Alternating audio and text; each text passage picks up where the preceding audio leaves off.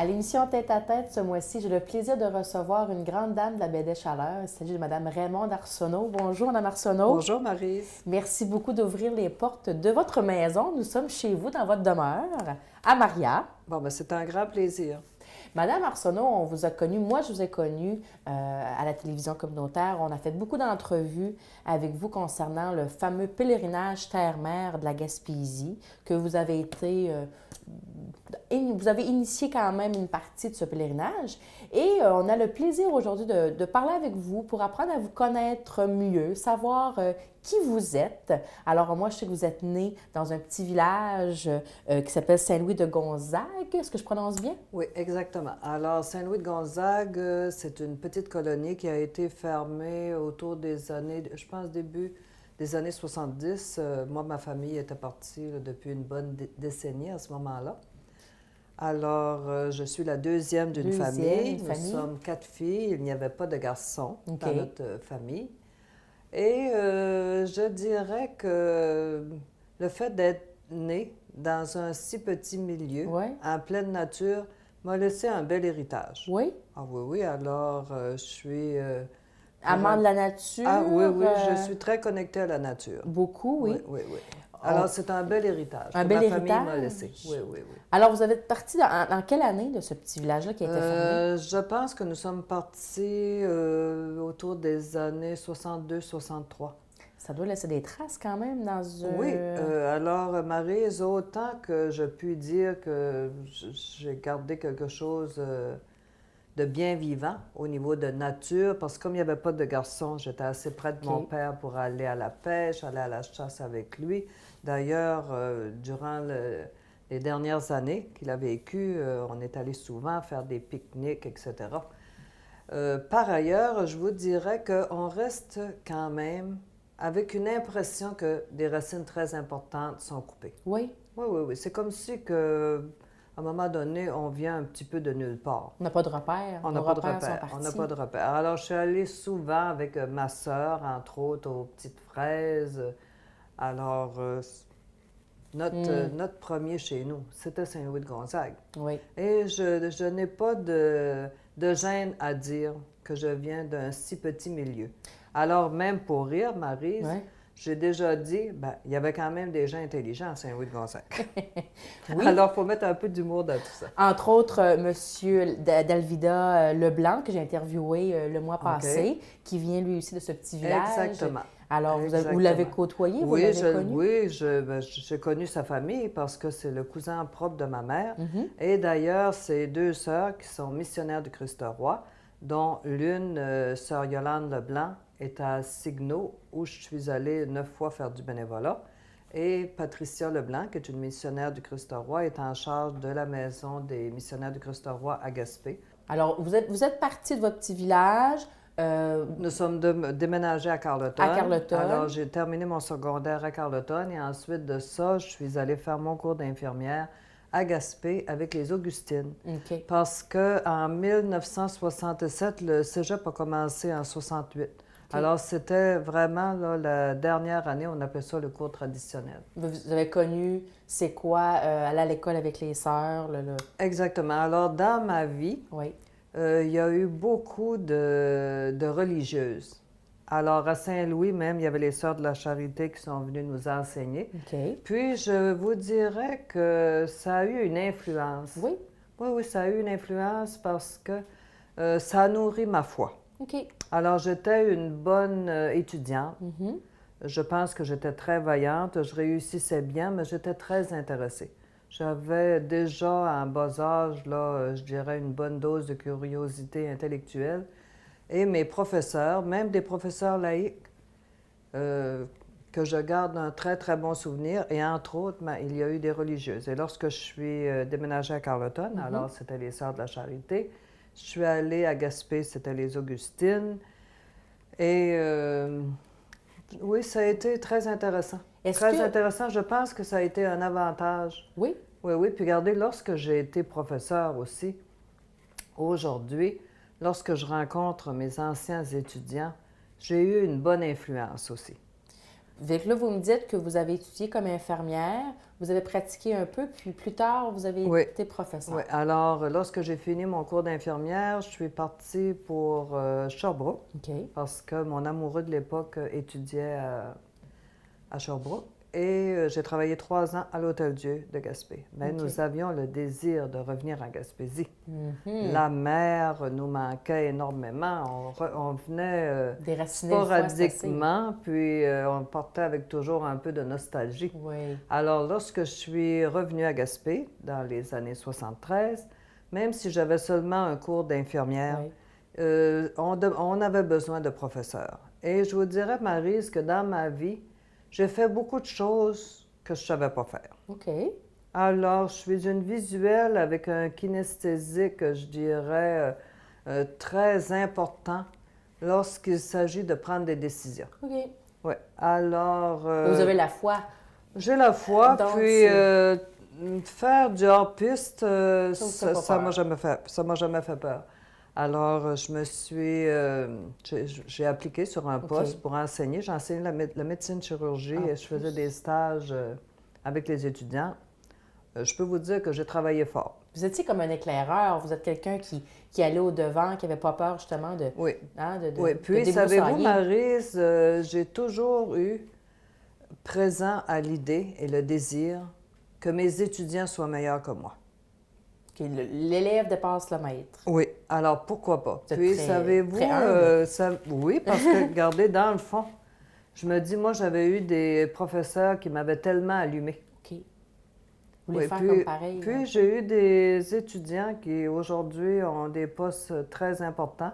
Puis, quand je rencontre mes anciens étudiants, parce que, regardez, j'ai quitté le cégep en 1988, parce que, disons, en 1976, j'ai mis sur pied un laboratoire de pratique pour que les jeunes viennent approfondir leur technique. Alors, j'ai travaillé de 1976 à 1988 au laboratoire et dernièrement, je rencontrais une infirmière qui a 54 ans, moi j'en ai déjà 65, puis qui me disait « Raymond, tu nous aimais. » Mais c'est vrai que j'aimais mes étudiants. J'aimais mes étudiants, j'avais du plaisir, puis probablement que je les maternais aussi un peu raisonnablement, parce que moi, là, j'étais une femme, pas d'enfant. OK. Ça fait que ça a été vraiment des très bons souvenirs, puis des fois, j'en ris parce que mes étudiants, ils me racontent, Raymond, te souviens-tu qu'on faisait ceci puis cela? Parce que je participais à un groupe de sauvetage à la piscine. Bon. Alors, je m'étais mis une équipe en place, on faisait des simulations de sauvetage, alors il n'y avait rien de trop beau. Alors, j'étais toujours la plus âgée du groupe. Hein? C'est des très, très bons souvenirs.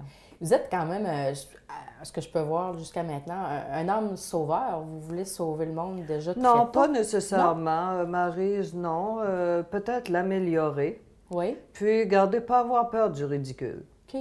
Parce que je dis souvent, si le ridicule tue, là, moi, là, ça fait longtemps que je suis enterrée. Puis, savez-vous, Maryse, je me dis aussi, il faut demeurer vivant. OK. Il faut demeurer vivant. Puis, j'ai de l'admiration pour les gens qui sont passionnés, même si on n'est pas du bon côté. Je me souviens, parce que lorsque j'ai laissé le cégep, je suis allée comme gestionnaire au centre hospitalier Monseigneur-Ross, qui à l'époque était un centre de soins prolongés et de psychiatrie. OK.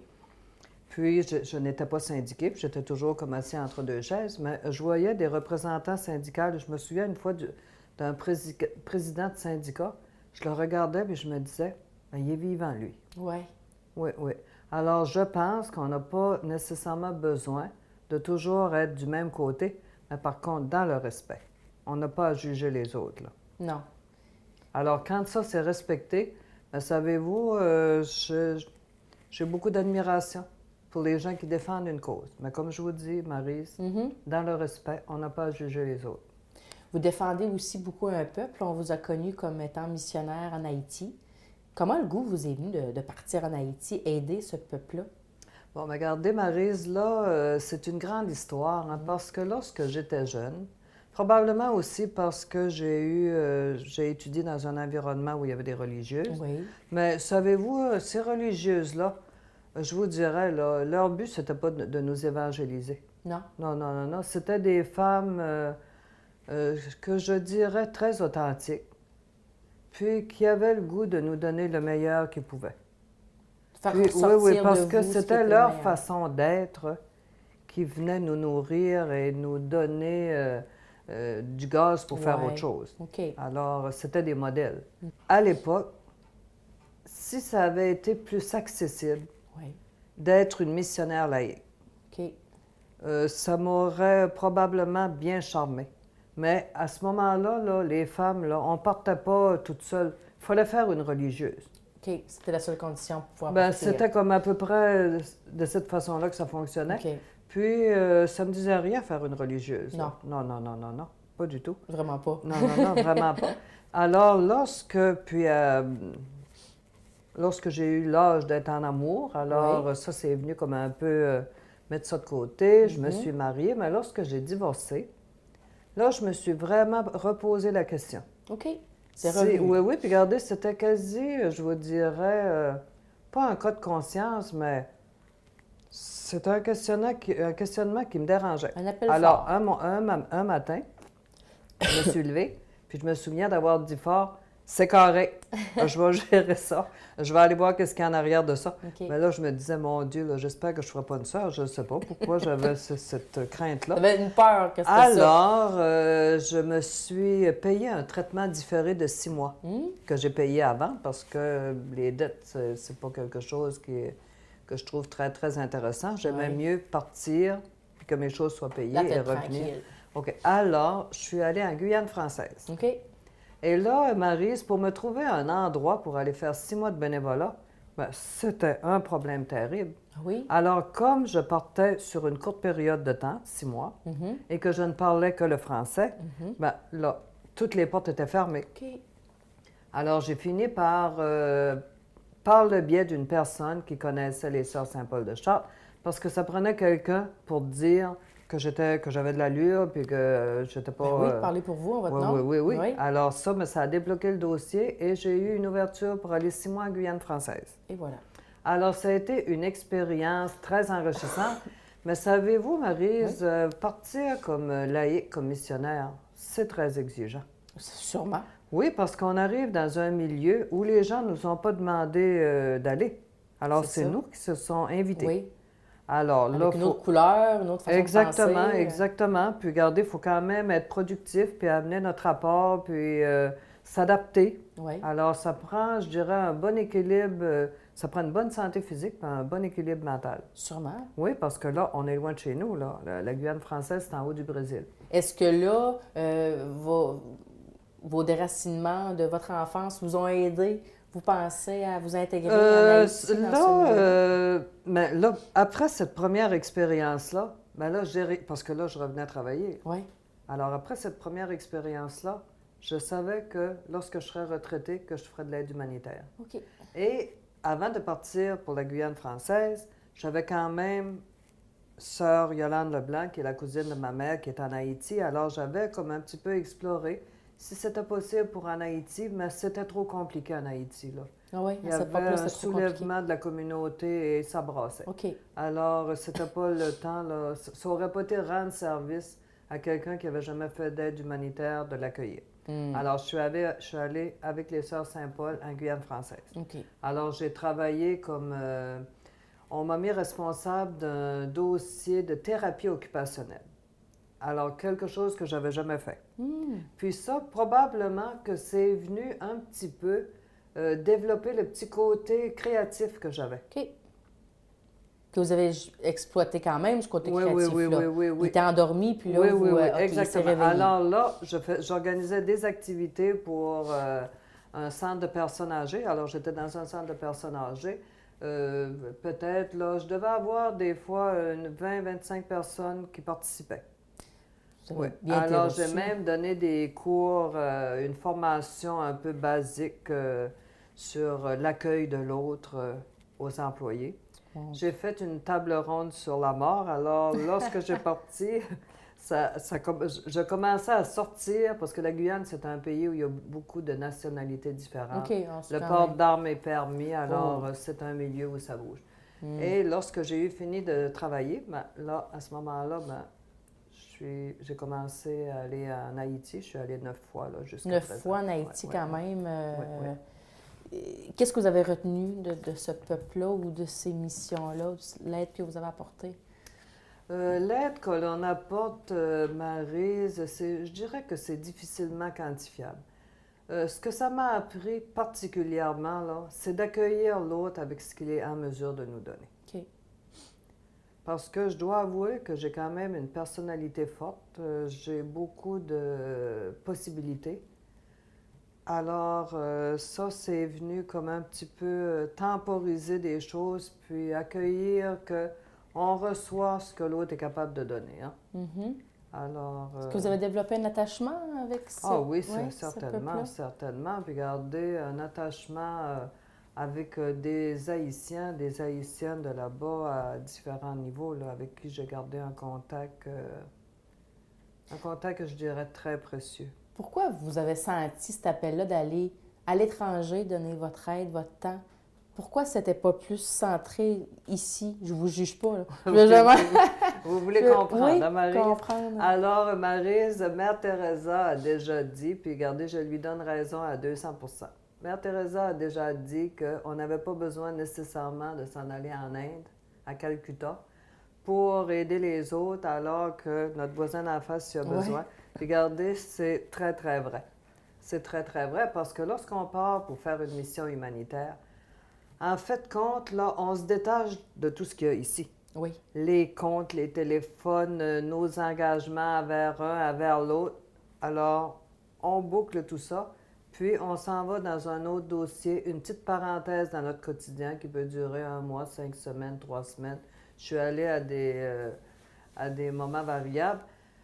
Par contre, Marie, je me dis que si on est capable d'aller aider ces gens-là, si on a ce qu'il faut, pourquoi ne pas partir puis y aller? Parce que, comme je vous dis, c'est quand même exigeant. Puis regardez, en plus de ça, Maryse, lorsqu'on part avec nous personnellement, mais avec quelqu'un qui nous accueille là-bas, parce qu'on ne peut pas arriver dans un pays puis dire je m'organise toute seule. Non, je me dis, il ne faut quand même pas être téméraire. Ouais.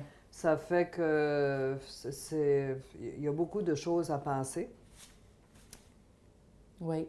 Parce que quand même, ça vous, vous donnez beaucoup de vous-même, mais ça vous a quand même rapporté. C'est des expériences qui servent aussi à soi-même. Oui, mais regardez, il ne faut pas juste partir pour soi-même. Oui, alors, c'est certain que les premières fois, on est des humains. Les premières fois, je pense que si on répète l'expérience, c'est que ce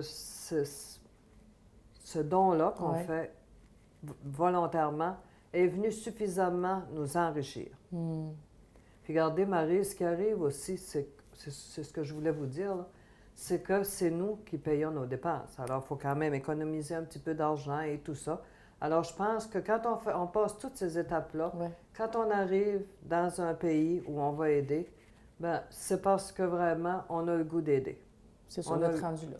Oui, on est rendu là. On a le goût d'aider, puis garder aussi, regarder des gens avec ce qu'ils peuvent donner, comme je vous dis.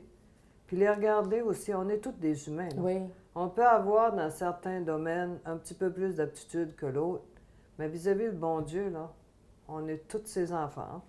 Bon Dieu a pris une grande place dans votre vie, ça se sent. Aussi, une autre étape de votre vie, ce qu'on vous a connu, ce que moi je vous ai connu, c'est quand vous veniez parler à la télévision des pèlerinages Terre-Mer. Vous avez été la présidente en 2005, quand tout ça a commencé, la grande aventure. Parlez-nous un peu de cette aventure-là, de ce désir aussi de créer un environnement comme ça ici chez nous. Bon, alors, probablement que je pense que je suis quelqu'un d'équipe. OK. Rassembleur, peut-être? Rassembleur, puis regardez, j'aime aussi avoir du plaisir. Alors, des fois, j'ai des amis qui me disent, je pense que, de mémoire, je crois que la première année, c'était en 2005. On est tout de même rendu en 2014, puis regardez, en 2013, j'avais quelqu'un qui me disait, Raymond, là, moi, là, j'oublierai jamais, là, quand tu nous as parlé du pèlerinage, puis tu nous as dit qu'il fallait avoir du fun. Non, il faut avoir du plaisir. Ben oui, c'est la base. Il faut avoir du plaisir. Puis aussi, Marie, j'ai réalisé que l'implication que j'avais apportée dans le pèlerinage, c'est que j'ai vraiment une vision écuménique.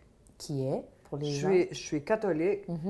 Par ailleurs, je considère, comme je vous dis tantôt, on est tous les enfants du bon Dieu. Alors qu'on soit protestant, qu'on soit même garder les athées, Oui. c'est leur droit. Hein? On n'est pas l'autre, on ne peut pas le juger. Alors, le pèlerinage nous a permis de s'unir à d'autres dénominations chrétiennes. OK. Alors, entre autres, avec Mme Micheline Leblanc, qui est une dame de Carleton, qui est toujours très active, qui fait encore partie actuellement là, du CA du pèlerinage, on a visité toutes les églises de dénominations différentes. L'Église unie de New Richmond, les évangélistes, les presbytériens. Quand même, dans Oui, Gaspésie, puis on regardez, penserait Marie, que... ce qui est extraordinaire, probablement que le Saint-Esprit est avec nous, Oui. parce qu'on n'est pas bilingue ni une ni l'autre. Hein? OK. Alors, on a toujours réussi à s'organiser, puis garder parce qu'il fallait contacter ces gens-là. OK. Contacter les gens qui étaient en charge des églises. Puis là, ben, des fois, tiens, ils trouvaient un interprète. Mais malgré tout, là, on réussissait à s'organiser. Oui. Oui. Puis après ça, lorsqu'on faisait le pèlerinage, on arrêtait dans certaines de ces églises-là. Alors, on ne pouvait pas arrêter dans toutes parce que, regardez, dans le bout de New Carlisle, il y a énormément d'églises, là, puis Hope Town et tout ça. Mais je vous dirais, Marie, ça a été des moments extraordinaires. Puis à un moment donné, là, je me suis dit, c'est pour ça, moi, que je me suis investie dans cette activité-là pour rassembler les gens dans un volet écuménique. Puis ça a marché. Vous avez quand même vu dans cette expérience. Oui. Vous êtes satisfaite? Oui, puis regardez, Marie, c'est arrivé, là, à quelques reprises, là, que les gens nous disent, là, Madame Arsenault, là, c'est dommage qu'on n'est pas toutes dans la même église. On a toutes le même bon Dieu. Oui. Ça fait que quand on entend ça, puis on est allé dans ces églises-là, prier avec les gens, on a été accueillis d'une façon extraordinaire. Puis il y a même un guide du pèlerin qui a été édité. Puis dans toutes les églises du territoire du diocèse, peu importe leur dénomination, sont présents dans ce guide-là. Alors moi, je pense que mon apport, là, c'était de renforcer ce lien écuménique-là. Oui. Vous dites que vous n'avez rien voulu savoir d'être religieuse.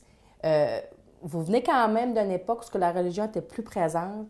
Qu'est-ce que vous en pensez maintenant? Est-ce que vous voyez que ça aurait pu faire une différence si les gens resteraient un petit peu plus accrochés à ça, à la prière ou à un mode de vie un peu plus sain?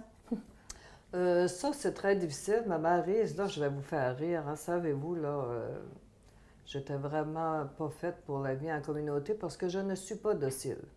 OK. Non, je suis vraiment pas docile. Puis regardez, si vous me demanderiez, le plus grand défi là, que j'ai réalisé dans ma vie, c'est de rester moi-même. Parce qu'on est entouré de différentes personnes, on vit en société, on est des êtres de relation. Alors, tout en étant correct, respectueux avec les autres, mais alors, puis comme je vous dis, s'il ridicule tuerait, ben, ça ferait longtemps que je serais plus... Oui. Alors, à savoir, moi, je pense aujourd'hui, regardez, on peut jeter un coup d'œil à la façon dont nos églises sont vides actuellement. Oui. Mais regardez, par contre, il y a des gens qui ne viennent pas nécessairement à l'église, alors ce n'est pas nécessairement une référence. Moi, là, je vois des jeunes parents là, qui sont de très bons parents, avec des enfants auxquels ils inculquent des belles valeurs. Alors, je pense que nous ne sommes pas nécessairement dans une église désespérée. Okay. Alors, dépendant, est-ce qu'on se limite à l'église des hommes ou à l'église de Dieu? Là, la question. Puis, c'est toujours le choix de toutes les personnes d'afficher leurs croyances comme ils veulent. Alors, moi, je suis catholique, je suis croyante. Je crois au bon Dieu, puis je trouve que c'est un très bon partenaire. Puis, regardez, je dis souvent aux gens, parce que je visite des gens qui ne sont pas nécessairement pratiquants, puis je dis aux gens, le bon Dieu, là, Jésus-Christ, là, il a toujours l'œil sur toi. Alors, il est toujours là, même si tu ne le vois pas. Puis toi, quand tu vas décider de t'intéresser à lui, lui va être là. Il va être là. Oui, ça fait que tout est correct. Alors, on est dans un cheminement continuel. Puis, quand je rencontre un humain, je ne me pose pas la question s'il a les mêmes croyances que moi. Quand même. Mais je peux prier pour lui aussi si je pense que ça peut lui faire du bien. Vous avez un grand cœur. Le bénévolat aussi a été très important dans votre vie, puis encore maintenant. Hein? Oui, parce que, regardez, Maryse, on ne peut pas vivre juste pour soi. Alors là, c'est drôle, hein? Parce que je suis en année sabbatique. Hey, quand même. Oui, parce Êtes-vous que capable? cette année, je me suis dit, ben là, le projet pour soutien à l'éducation en Haïti, on a terminé notre mandat de 3 ans. Alors ça a été aussi là, une expérience très intéressante. Sûrement. Avec une belle équipe de travail. L'équipe a toujours été permanente. Et on a ramassé un petit peu plus que 55 000 $. Puis là-dessus, avec 417 $ de frais d'administration qui sont de l'argent pour envoyer des livres dans un container en Ontario. Fait qu'autrement dit, on pourrait dire qu'on n'a pas eu de dépenses du tout. Alors, tout l'argent que les gens ont donné a été acheminé. Puis, alors là, je me suis dit, ben, je prends une année parce que je suis quand même rendue à 65 ans. Savez-vous, Maryse, pour faire le point et regarder comment je vais utiliser les années qui me restent. OK. C'est une petite mise au point cette année. Oui, c'est ça. Alors, un petit peu un recul, me donner plus de temps pour camper des choses parce que je suis quand même une femme très structurée. Oui, vous lâchez pas prise. Alors, j'aurais été bonne dans l'armée, probablement. Ah, quand même? Alors, oui, c'est vrai, c'est vrai. Oui. Alors, puis regardez, Marie, je n'ai pas que des qualités. J'ai une certaine rigidité. C'est ce qui fait une personne. Puis, j'aime faire à ma tête. Bon. Alors, il y a quelqu'un qui m'encourageait dernièrement parce qu'il y a une madame dans le bout de Sainte-Anne-des-Monts. Je pense qu'elle est décédée à 102 ans. Puis avant de décéder, il y a quelqu'un qui lui a dit « Qu'est-ce que vous avez fait pour vivre aussi vieille? » Elle a dit « J'ai fait à ma tête. » C'est quand même oui. bon. Alors, je me donne un petit peu cette année-là. Puis après ça, pour écouter mon cœur, puis essayer de déceler les choix que je dois faire. Alors, ça arrive qu'on... Ça prend un peu de calme quand même. Oui, c'est ça. C'est ça. Puis regardez, ma décision, c'est comme kinesthésique. Alors là, oui, je sens. Puis lorsque c'est décidé, que je sais que je m'en vais dans le bon chemin, alors avec mes 65, 66 ans probablement l'an prochain, je suis encore capable de faire avancer des choses. Vous connaissant, oui, je pense que vous n'arrêterez pas maintenant. Oui. Madame Arsenault, quand même, 65 ans, un très beau vécu. Vous êtes encore toute jeune, mais comment vous envisagez la suite? Comment vous envisagez de vieillir? Est-ce que vous acceptez ça, vous? Moi, je vous dirais, Maryse, que faut regarder un petit peu plus loin que quand on se voit dans le miroir. OK. Alors, il faut accepter ses rides. Je me dis, un beau sourire et des yeux bien pétillants, mais regarde, ça peut être le plus beau maquillage. C'est vrai. Oui. Et aussi, je m'aperçois déjà que j'ai moins de résistance pour faire des longues randonnées et tout ça, parce que je suis encore très intéressée à faire de la marche en montagne, etc. Alors, je pense que vieillir, il faut regarder ça avec un brin de sagesse. OK. Puis, d'accepter qu'on peut moins en faire, mais vraiment mettre l'importance sur ce qui nous tient à cœur. Quand même. Puis, je pense aussi, Maryse, que c'est très important de bien vieillir, savez-vous, pour les autres. Pour? Bien, je me dis, on est plus facile à endurer si on vieillit bien. Plus agréable, oui. Oui, pour les autres, parce que regardez, l'héritage qu'on peut laisser quand on avance en âge, c'est notre façon d'être, notre façon d'accueillir la vie. Parce que, puis regardez, ça donne rien de trop vouloir avoir de l'air jeune, on se vieillit.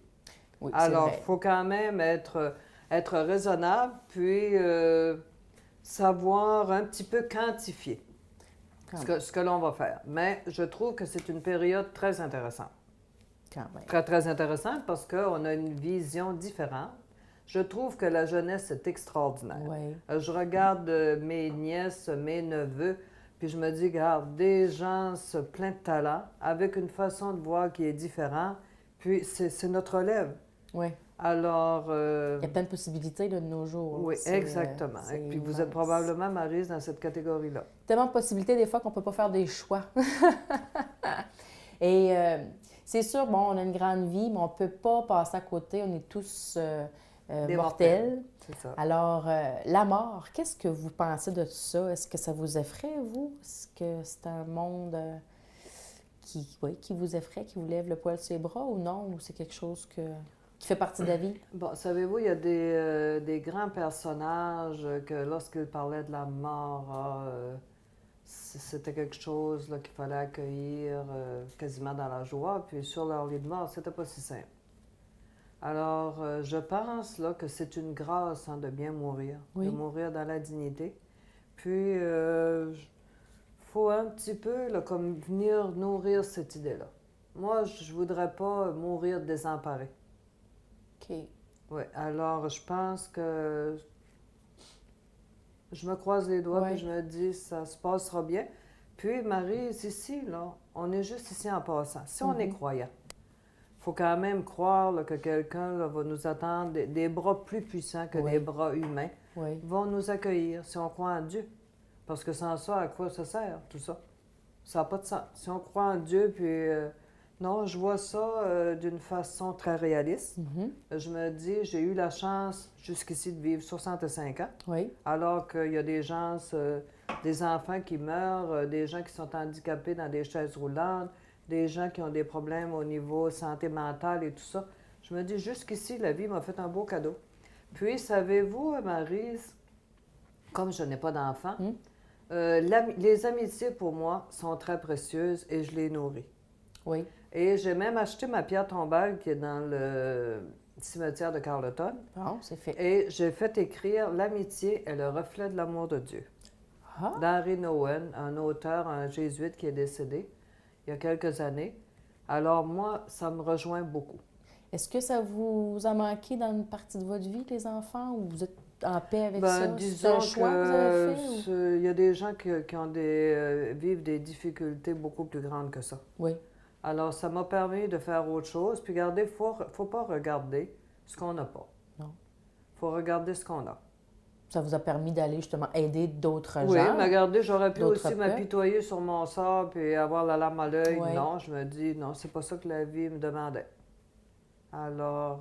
Je pense que vous avez rempli votre mission oui, puis allègrement. savez-vous, Maryse, il faut aussi là, vivre le moment présent. Oui. Alors, on a beau avoir tout un rayon de livres là, sur une bibliothèque, mais si on ne fait pas un effort pour être dans l'ici et maintenant.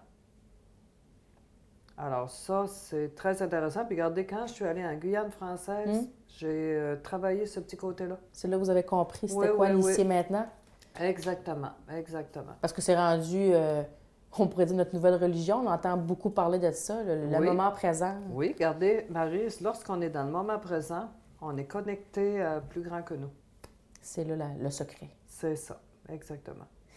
Alors, vous êtes en sabbatique. On va quand même vous voir. Je suis certaine que votre cœur va vous parler puis qu'on va entendre parler de vous encore longtemps, Mme Arsenault. Je suis certaine. En tout cas, si je peux mettre de la vie dans la vie des gens, puis faire plein d'activités où on aura du plaisir, où on sera capable de rire. Oui.